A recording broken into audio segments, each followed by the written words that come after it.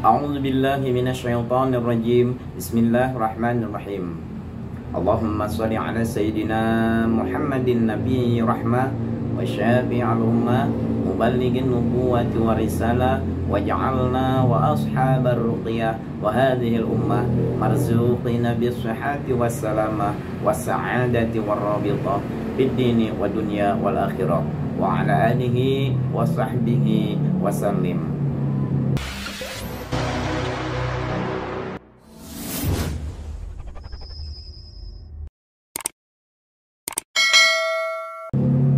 Alhamdulillahirabbil alamin. Puji syukur kehadirat Allah Subhanahu wa taala yang mana telah memberikan alfi nikmat, terutama nikmat iman wal Islam.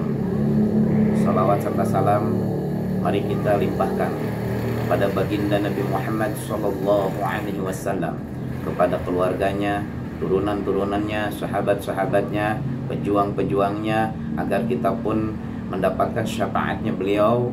Barakallah, jazakallah khairan katsiran. Alhamdulillah, seperti dalam video sebelumnya saya menjelaskan tentang ruqyah menurut pengalaman, dan dalam video kali ini saya akan menjelaskan ruqyah secara atau menurut kitab, di mana rujukan kitab Al-Fakir yaitu kitab Faidul Manan yang Al-Fakir peroleh dari guru Al-Fakir, yaitu Abah Ki Ahmad Imron Rasidin Al-Katibi dari Grobogan, yang telah mengijazahkan kepada diri saya.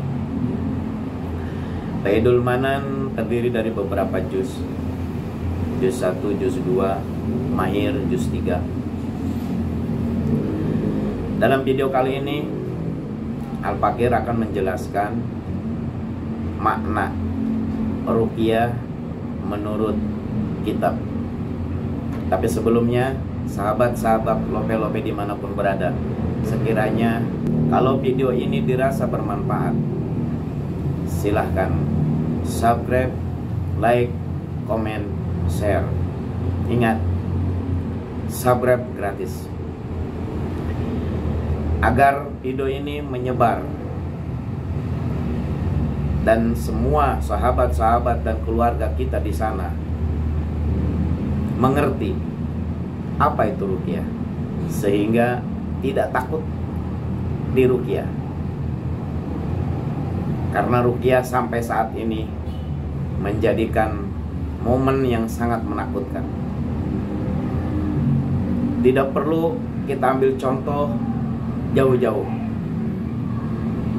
Kita tanya aja ke kawan kita. Setelah video ini kita lihat, kita tanya, mau gak kamu diruqyah? Dari ke 10 orang, mungkin hanya 1 atau 2 orang yang ya udah mau. Sisanya tidak mau diruqyah. Karena apa? Karena takut. Kenapa bisa takut? Beberapa banyak faktor. Mungkin dia masih belum mengerti apa itu ruqyah. Makanya di video yang kemarin Al-Fakir sudah membeberkan tentang ruqyah. Nah, kali ini insya Allah dengan izin Allah, Al-Fakir akan menjelaskan ruqyah menurut kitab. Bismillahirrahmanirrahim. Dalam rujukan Al-Fakir yaitu kitab Faidul Manan, Faidul Manan juz 1. Di sini dijelaskan ruqyah, maknanya, artinya.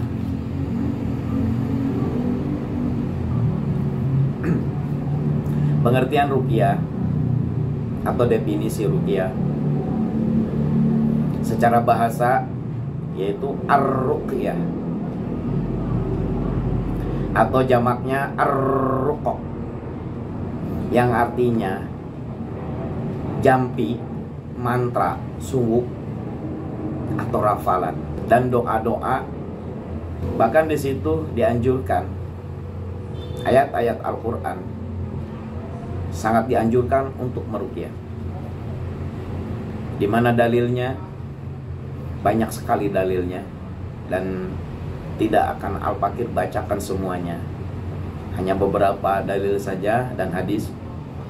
Salah satunya Allah berfirman dalam Al-Quran surat Al-Isra ayat 82. Wa nunazzilu minal Qur'an ma huwa shifa wa rahmatul lil mu'minin. Dikatakan, kata Allah, dan kami turunkan Al-Quran suatu yang menjadi syifa, obat. Garis bawahi, menjadikan suatu syifa. Syifa itu obat, petunjuk, jalan keluar, umumnya itu, dan rahmat, petunjuk. Ini dalil yang sangat kuat. Belum lagi hadis-hadis yang syahih. Salah satunya hadis dari poin yang nomor 4, Siti Aisyah radhiyallahu an juga mengatakan,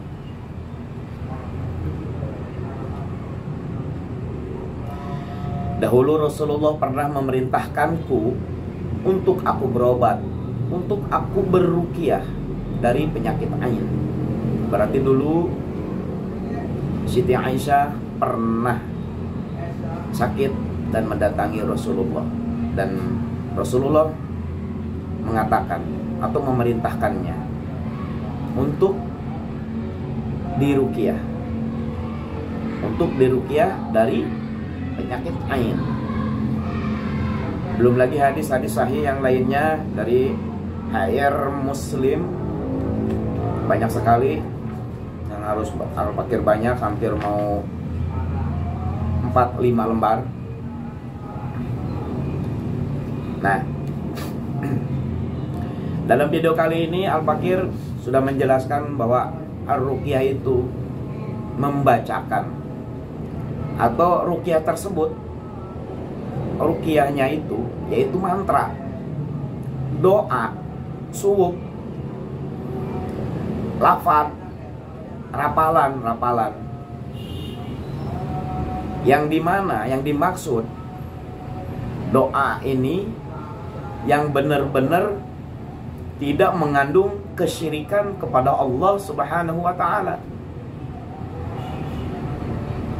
Jadi rapalan atau suwuk atau apa tadi, doa-doa banyak sekali di kalangan masyarakat kita, yang dimana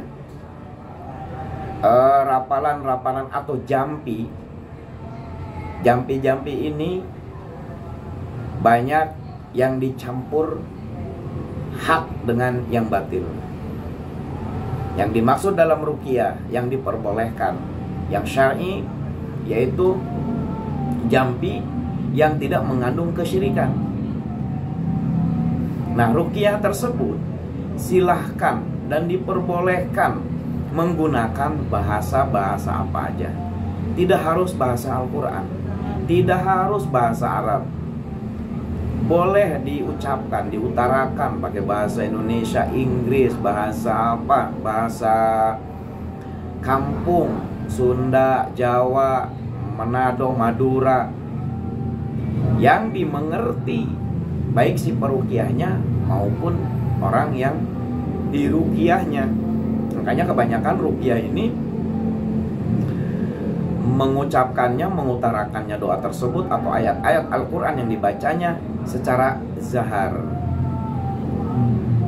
tidak sir, karena khawatir meragukan.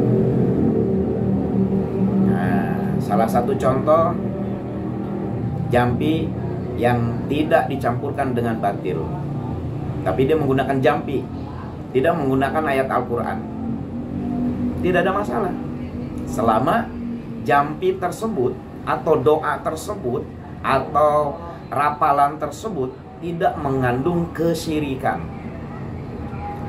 Oke, saya akan sambil contoh. Salah satunya begini. Zaman dahulu saya pun pernah dulu di Jambi sama kakek saya. Dia baca-baca bismillahnya pun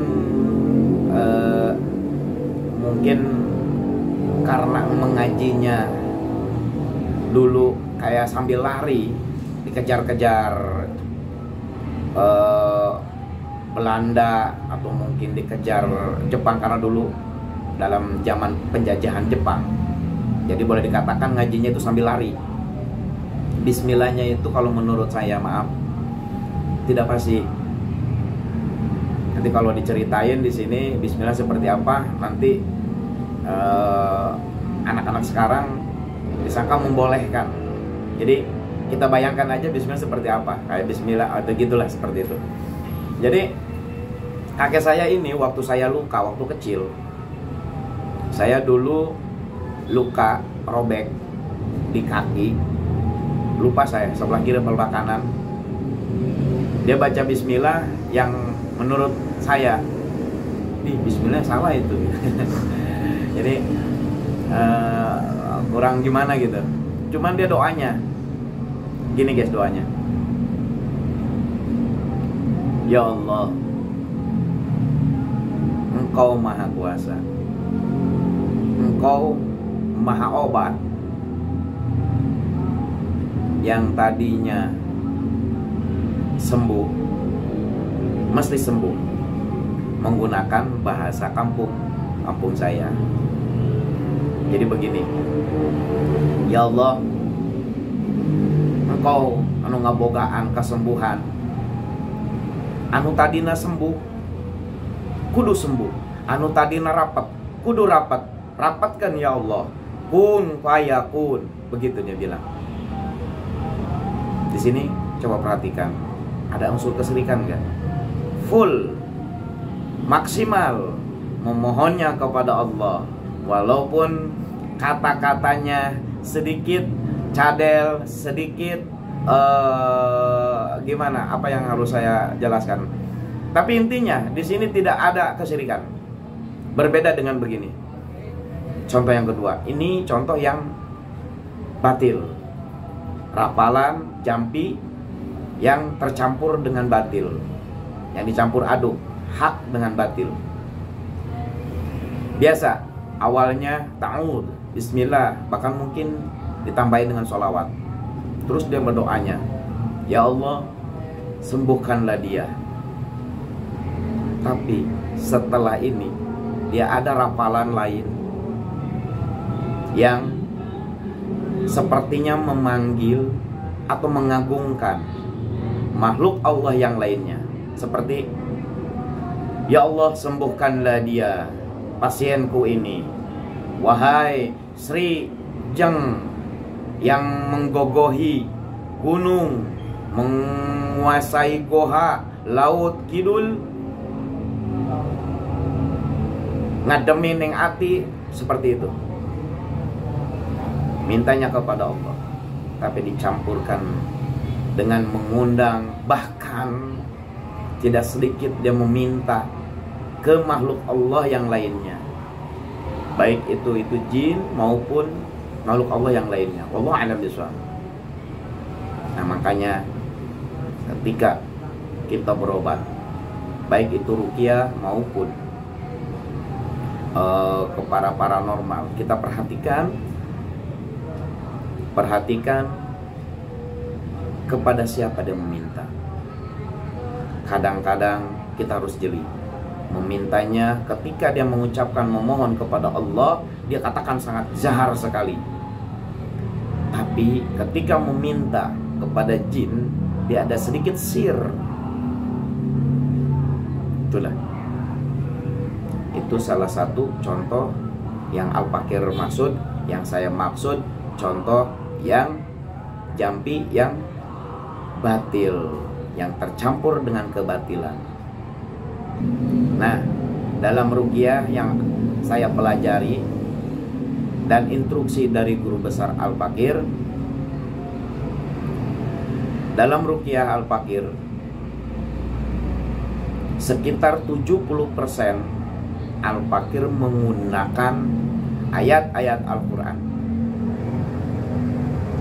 Selebihnya saya menggunakan doa-doa thayyibah untuk memohonkan kesembuhan untuk pasien. Seperti Allahumma rabban nas adhibil ba'sya isfi anta syafi wa afi antal mu'afi la shifaa illa shifauk shifaan la yughadiru saqama wala alama.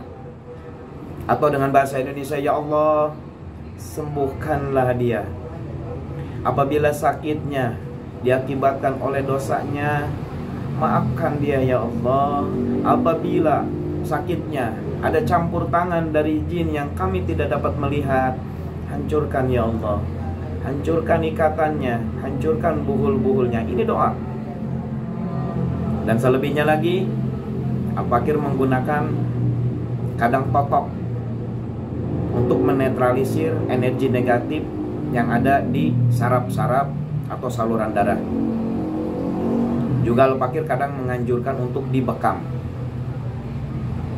Dan sisanya juga Al-Fakir menyuruh pasien ini untuk menggunakan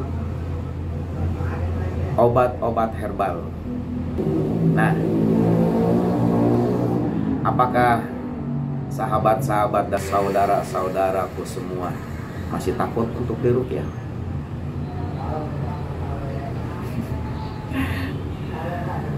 Mudah-mudahan Allah memberikan hidayah kepada kita semua. Apapun penyakit kita, apapun permasalahan kita, pertama yang harus kita lakukan, ke Allah dulu. Baca ayat-ayat Al-Quran. Setelah itu barulah kita obat medis, baik itu dokter maupun obat dari warung. Apabila masih ada dirasa kurang mengerti, silahkan di komen. Semoga Al-Fakir dapat menjawabnya dengan izin Allah. Kiranya pertemuan kali ini Al-Fakir akhiri. Kurang lebihnya mohon maaf apabila ada perkataan yang kurang berkenan. Mungkin di video yang akan selanjutnya Al-Fakir akan menjelaskan teknik meruqyah orang atau teknik meruqyah diri sendiri, yang semuanya itu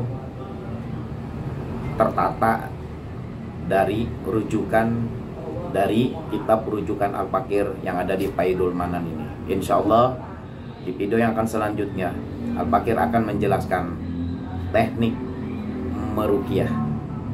Bahkan mungkin akan sedikit menjelaskan apabila sakitnya terkena sihir, mungkin dengan izin Allah Al-Fakir akan menjelaskan teknik cara mencabut daripada sihir tersebut. Apapun upaya Al-Fakir, Allah yang Maha Kuasa untuk mengabulkan. Cukup sekian video kali ini. Semoga walaupun cuma sedikit penjelasan dari saya merupakan suatu keberkahan buat kita semua. Akhirul kalam, wabillahi taufiq wal hidayah. Wassalamualaikum warahmatullahi taala wabarakatuh.